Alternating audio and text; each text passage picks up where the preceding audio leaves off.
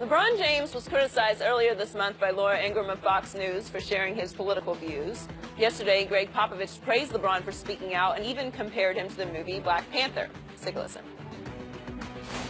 You can speak about anything. There really is a First Amendment, and I can have opinions. As a coach, as a plumber, as an astrophysicist, as a lowly reporter, I can have whatever opinions I want.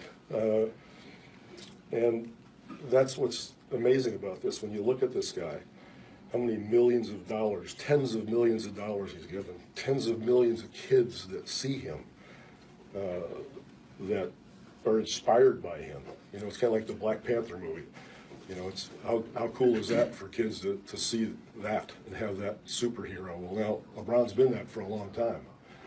And for somebody to be totally numb to that and attack him in such a childish way really speaks more volumes about that individual than it does LeBron. He's very, very special. We should all be very proud that we have somebody like that who's willing to speak about a variety of topics, and you've listened to them all. Shannon, what's your reaction? I'm not surprised, and Gregg Popovich is absolutely right. Skip Bayless, you're a white panther. I'm Killmonger, and every day I come to take my throne. Wow. Maybe you'll need. Killmonger doesn't win in the end, right? Yeah, but I'll be trying. Come again. He had some help. Yeah. It wasn't because of him. It wasn't because of old Panther. He took Panther down. Skip, LeBron James is one of the greatest examples of what this country is supposed to be about. You talk about a guy that grew up in the inner city to a single parent who was a teenager when she gave birth to him herself. And with no really dominant male figure around, he didn't go to college. He's learning how to be a man on the fly. No on-the-job training, no father to sit down or no uncle to sit down and say, son, this is the way you do it. So he leaves that environment. He makes good on what he wanted to become, which was a professional basketball player, and he goes back into the community in which he came, and he's trying to bring thousands and thousands of other kids not to play professional basketball. He says because they don't need another LeBron James, but we need more lawyers, more doctors, more teachers, more firemen, policemen. That's what it's about, Skip. The man, and Michelle Campbell, who's the executive director of his foundation, said without LeBron James outside of basketball, I'm going to tell you there'll be like 1,200 kids that will get left behind, that were behind in their grades.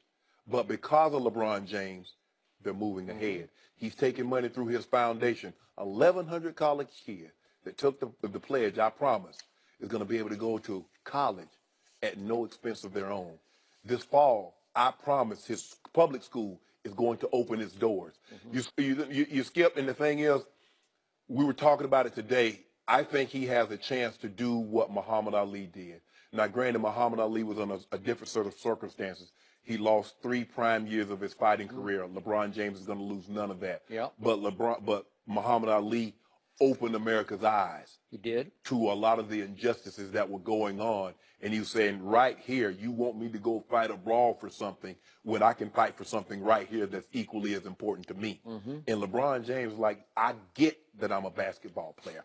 I get that I make millions and millions upon millions. But that doesn't negate the fact of what I see happening in the very country that I love, and that's given me so much that I see wrong that I got to keep my mouth shut. For so long, there have been a lot of prominent athletes. It was more important to them to build their brand, to sell certain things, as opposed to highlight some of the injustices that they see. And they saw them as plain as day. LeBron James, he doesn't let a whole lot go unnoticed. Started with the Trayvon Martin, with him wearing the hoodie, and it's coming. The I Can't Breathe T-shirts, and with everything that he sees something that he feels that his voice must be heard or need to be heard, LeBron James is going to speak out. And I'm sure there have been times that some people in his camp like, Brian, don't touch that, bro. Like, nope. I can't lay my head on my pillow at night. And I think a lot of it has to do because he has 2 sons. And a lot of what's going on right now in America affect young black men. And LeBron says, I got 2 young black men. And I never want to have that call come to me. So Gregg Popovich is absolutely right. It's great to see your hero. It'd be, I mean, I would have loved to have somebody that grew up that came before my brother and I and went to college and played pro sport, but that's not how it was. But I did have a dominant male figure. My grandfather, my uncles were around, and then my brother took the role once my grandfather passed. But it's nice to see that, you know what, Skip? They're a black superhero, old Black Panther. I mean, for the longest time, you know, we could be a sidekick. We couldn't be a lead dog. Now we got Black Panther. And our Black Panther, as far as getting this movement in sports figures, is that guy out of Akron, Ohio, playing for the Cavaliers. So, to start off with, I've been saying on national TV for at least 5 years that LeBron James is having even more impact off the court than he's having on it. And Absolutely. that's not to diminish in any way, shape, or form the impact he's having on the basketball court. Correct. I didn't need Gregg Popovich to tell me that. LeBron is very, very special off the court. Well, I'm just talking off the court in impact. It's real. It's tangible. The number you used is tangible. And I think he's only just begun. I think this is going to be a lifelong pursuit of his. I do too. And I actually can't wait to see what he does when he does retire from basketball. The sky is the limit.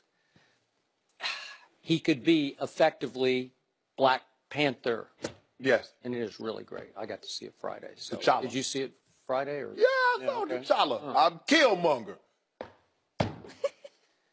But I love the end of it. You know? You got one of those? Nope. I thought I saw something glow. I don't think you can sit through that. That I think vibranium. I saw something glow. You might need to get some of that for Kawhi Quad. You know, they hear that vibranium. Take him into Wakanda. And mix him Yeah. up. But what happened in the very end of Black Panther when he goes before the United Nations? What was he bringing to the world? The wisdom of Wakanda, right? The brains, the genius, right? That's okay. So that I love that message. Right. That the black community has something to bring that can save the world Right. beyond revolution, right? Which was Killmonger. And the thing is, Skip, if you look at it, and not to say like, you know, Muhammad Ali and Kareem, there have been a lot of guys, but they didn't, with social media now and the outreach and the tentacles that LeBron has to reach way beyond, because Kareem has been doing this for the longest time. There have been a lot of prominent black athletes, Skip, but they didn't have the reach of LeBron because now social media, there's not a place that he can't go where they don't know who he is. And for him to be so great in his community, we're never, ever, and politics, Skip, politics and sports have always been intertwined, especially when you're dealing with the black athlete. It goes back to Jack Johnson. Jack Johnson was the black athlete that was prominent, that was in your face and boastful, that they tried to silence. And it's been going, and it's come full circle. So to say, oh, I don't want sports and politics, it's always been that. And LeBron James, Skip, what's not to like? I get, you know, okay, he's a baby. Okay, he's 3 and 5 in finals. Okay, that aside. We're not talking about that. Take that aside, Skip. No. Off the court. No. The man takes his money and put it where his mouth was. And he's opening a public school. I promise. Do you know what that means to a whole generation of blacks? I got it. Well, and I'm sure it's not only blacks, but in our community, we ask a lot more of our superstars and our heroes than in other communities. Yep. And for LeBron to get back, Kevin Durant just made a pledge of $10 million to D.C., where he grew up. He did. You're starting to see more athletes now become more and more heavily involved in the outreach of growing their communities, because they say, well, hey, you talking about it, are you going to be about it? We see a lot of these prominent figures, be it basketball, be it football, and I'm sure in other sports, go back in, lift up so others can get out. So, given all that, is it a good thing that a white man, in this case a prominent NBA coach, spoke out in favor of LeBron speaking out? I guess so. Yes. As you know, I'm a Spurs fan. I'm not the biggest Popovich fan because I don't like his behavior with the media, and it offends me more and more almost by the night. And so I have some suspicion of why he's boosting LeBron. Obviously, if you go deep down, he would love for LeBron to come to San Antonio next year and finish it out with. But he's always Popovich. spoke glowingly about LeBron. I got that. But my issue with Popovich, and the reason I disqualify all this, obviously he and LeBron share the same view of our current president. Yes. But what bothers me the most about Popovich is that if he wants to use the media, as he did yesterday to make this statement, he's going to use the media. He's but very nice to him, huh? In general, he has one thing and only one thing in common with our current president. He bullies the media just the way President Trump bullies the media, or uses the media when it serves his purpose, right? Yes. And in this case, how many times have we seen him? He was in a good mood yesterday. This is pregame when he was talking about that, and he said the lowly media. But usually, if you saw his postgame last night, they won the game. They had one of their, you could argue, their nicest wins of the year. And he treated the media questions with condescending disdain that was just deplorable to me. It was disgusting to even watch it. Now, again, I've been in that role, and I've been asking those questions, but they are legitimate, fairly innocent basketball questions, and he can't treat that reporter with any respect whatsoever. I don't get that. And how many between quarters interviews do we see him just dismiss the question and walk away? I don't know. And that's lovable curmudgeon that is Coach Popovich, right? I think the thing is, Skip, why it means so much to have, because Joe and I having a conversation between two blacks, that doesn't do anything. We need the other side. So for a black coach to say, Doc Rivers to say that, it's not going to carry. It's just like Black Panther. And I've talked to a lot of blacks, but let's be real. There ain't enough blacks to make that movie what it is. There's more whites going to see that movie. That's why it's at 700 million in 2 weeks. So that's what we need to have the conversation to shift. So get the white counterpart to have this conversation with us to start this process of, okay, now we can have this conversation on race. Now we can get this, get to the crux of some of these issues and how we're going to deal with them. Yeah.